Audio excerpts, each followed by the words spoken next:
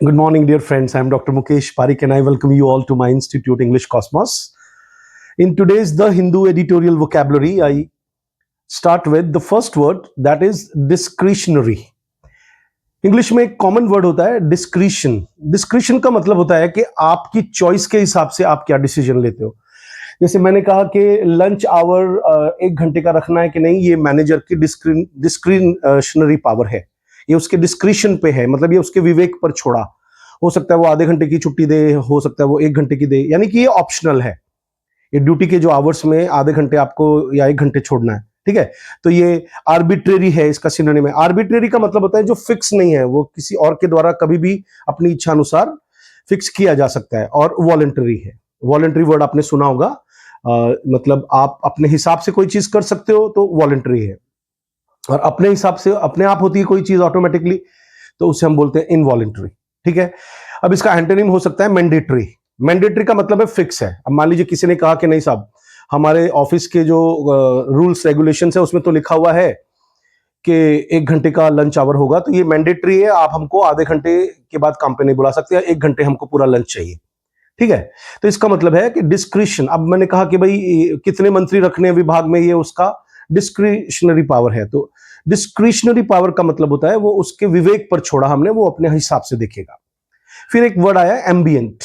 अब आप अंदाजा लगाइए कि चारों तरफ का जो एटमॉस्फेयर है, मान लीजिए किसी का घर है, अब जैसे ये जिस कमरे में मैं बैठा हूं, इस कमरे में चारों तरफ अलग अलग तरह की तस्वीरें लगी हुई है राइटर्स की. पीछे आप बुक्स देख रहे हो बहुत सारी, टेबल पे भी बहुत सारी बुक्स का ढेर लगा हुआ है ना. इधर विवेकानंद की मूर्ति पड़ी है, उधर भगवान बुद्ध दिख रहे हैं. तो कैसा एम्बियंस यानी वातावरण एक क्रिएट हुआ है, एक एटमॉस्फेयर क्रिएट हुआ है. एजुकेशन, फिलोसॉफी, है ना, सोचना मनन करना. तो हम कहते हैं कि यार ये बड़ा एक अच्छा एम्बियंस था, और उस एम्बियंस से एक वर्ड बनता है एम्बियंट. तो एम्बियंट का मतलब होता है सराउंडिंग्स, और सराउंडिंग्स का ऑपोजिट होता है बिल्कुल आइसोलेटेड. ठीक है. तो जैसे हम बोल सकते हैं कि मैंने कहा कि एम्बियंट टेम्परेचर बढ़ जाएगा. मान लीजिए चारों तरफ पेड़ कट गए हैं, तो मैंने कहा द एम्बियंट टेम्परेचर. तो एम्बियंट टेम्परेचर का मतलब होता है आसपास का टेम्परेचर. ये वहां पे एक वर्ड आया है. अगर आपसे कभी कोई भूल हो जाए, मान लीजिए आप अपने बहुत क्लोज फ्रेंड को एक पार्टी में कार्ड देना या फोन करना भूल जाए, मैसेज करना भूल जाए, जबकि वो लगातार आपके साथ काम कर रहा था पार्टी को एंगेज अरेंज करने में, तो अगर वो आपको याद दिलाए कि यार तूने मुझे तो कार्ड नहीं दिया, तो आप बोलोगे हे भगवान, ये तो इट्स अ टेरिबल ओवरसाइट. तो ओवरसाइट का एक मतलब होता है किसी को अचानक से उससे भूल हो जाना कोई. ठीक है. तो एक तो ओवरसाइट, मैंने कहा इट्स अ टेरिबल ओवरसाइट, यानी कि मुझसे भूल हो गई, भूल चूक जिसको बोलते हैं. और एक ये होता है जिसके अंदर हम किसी की निगरानी करते हैं. जैसे आपने ओवरसीयर सुना होगा कि ओवरसी एक वर्ड है ना. ओवरसी का मतलब, ओवरसीयर का मतलब जो सुपरिंटेंडेंट होते हैं, किसी की निगरानी करते हैं, उसको बोलते हैं. ठीक है. तो ओवरसाइट जो हम किसी चीज को भूलते हैं या किसी चीज को काट छांट कर देते हैं, उसके लिए स्क्रूटिनी एक सिनोनिम आ सकता है, नेग्लिजेंस एक वर्ड आ सकता है, लैप्स आ सकता है कि यार ये मेरे दिमाग से लैप्स हो गया. ठीक है. और इसका ऑपोजिट होगा नेग्लेक्ट, क्योंकि ये जानबूझ करके नेग्लेक्ट नहीं किया गया है. ओवरसाइट का मतलब होता है गलती से नेग्लेक्ट हो गया. तो एग्जैक्ट ऑपोजिट क्या होगा एग्जाम के पॉइंट ऑफ व्यू से? नेग्लेक्ट. ठीक है. फिर एक वर्ड है ट्रूक्युलेंट. आपने देखा होगा कि सिटी बसेस में मतलब जो लोग आते जाते हैं, बेचारों को बहुत परेशानी होती है. कई बार आपने देखा होगा तो वो थोड़े से चिड़चिड़े हो जाते हैं. तो मान लीजिए आप ट्रेवल कर रहे हो और आपको सीट नहीं मिली, और आप खड़े हो और दूसरा आदमी भी खड़ा है, और आपने उसे कहा कि भाई साहब थोड़ा और आगे हो जाइए, जबकि आगे बहुत भीड़ है. तो वो आपको कैसा रिप्लाई देगा बताओ? चिड़चिड़ा, गुस्से में, लड़ाकू वाला, तुम हो जाओ मैं क्यों हूं, है ना. तो वो ट्रूक्युलेंट रिप्लाई, इस तरह के रिप्लाई. जैसे बेलिजरेंट हो, हम पहले ये वर्ड ले चुके हैं, इसके लिए हैवी वर्ड्स है मेरे पास. बेलिजरेंट का मतलब है एवर रेडी टू फाइट, हर वक्त गुस्से में रहना, तैयार रहना. कॉम्बेट करना, तो कॉम्बेटेटिव हो गया. जैसे मैंने कहा is very combative. Sorry, combative का मतलब ever ready to fight. Hostile है, मैंने कहा कि उसका जो बात करने का तरीका है बहुत होस्टाइल है. आपके घर में भी ऐसे छोटे भाई बहन, दोस्त, क्लासमेट्स हो सकते हैं जिनका रवैया बात करने का थोड़ा होस्टाइल होता है.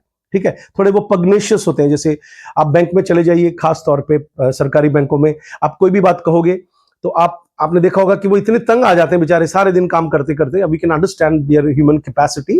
तो वो जब भी आप कुछ क्वेश्चन पूछते हो तो आप उनके पास इतनी फुर्सत नहीं होती, वो पग्नेशियस रिप्लाई देते हैं. पगनेशियस वर्ड हम पहले डिस्कस कर चुके हैं।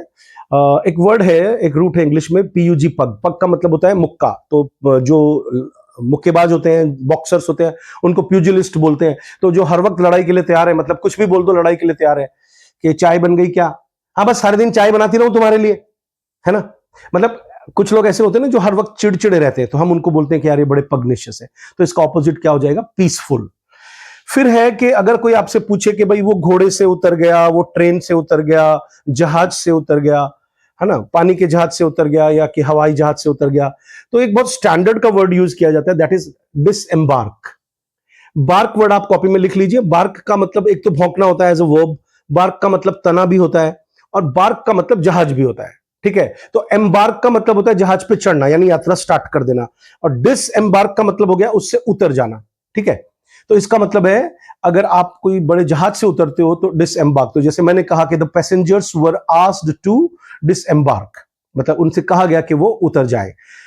घोड़े से उतर रहे हैं तो इतना हैवी वर्ड यूज नहीं करते, वहां हम वर्ड यूज करते हैं alight. The rider alighted from the horse. Alight मतलब उसको, अब लाइट, अलाइट से आप ऐसे समझ सकते हो, ALIGHT, कि पहले उसने उस घोड़े के ऊपर बैठ करके उसको भारी बना रखा था और वो उससे उतर गया तो वो घोड़ा हल्का हो गया बेचारा, है कि नहीं।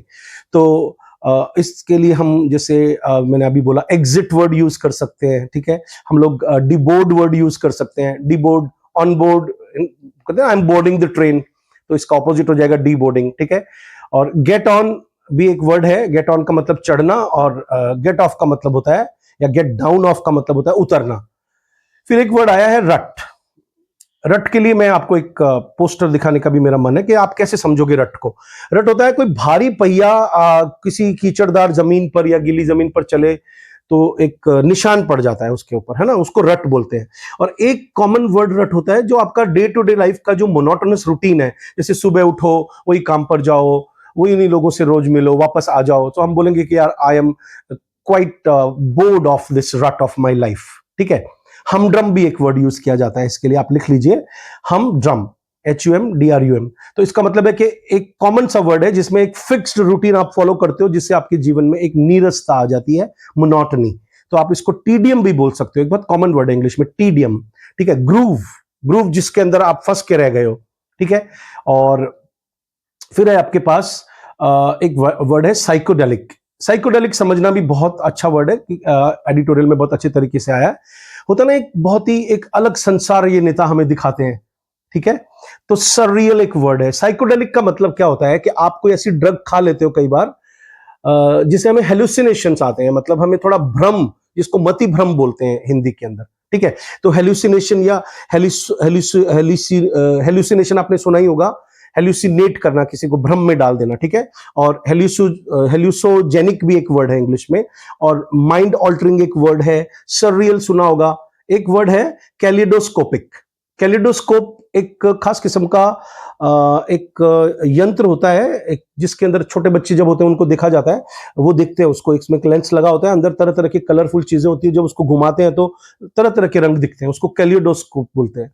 तो मैंने कहा कि द कैलिडोस्कोपिक, जैसे आजकल हम देखते हैं कि जो मॉल है या मेला है, इसमें बहुत रंग बिरंगी चीजें हमें दिखाई जाती हैं, तो हम बोलते हैं कि लाइफ का, तो मतलब चेतना को चेंज कर देने वाला, कॉन्शियसनेस को आकर्षित कर देने वाला, भ्रम में डाल देने वाला, ठीक है, स्वप्निल संसार, ड्रीमी वर्ल्ड। तो there we use the word psychedelic. तो साइकोडेलिक एक ड्रग के लिए भी यूज किया जाता है, ठीक है। और अब जो मोदी जी ने कहा है भाई आपको सोना नहीं खरीदना है, थोड़ा पेट्रोल कम यूज करो, तो ये जो चीजों को कम करके जीवन को जीने के लिए उन्होंने जो सलाह दी है, उसके लिए हम वर्ड यूज करते हैं ऑस्टेरिटी।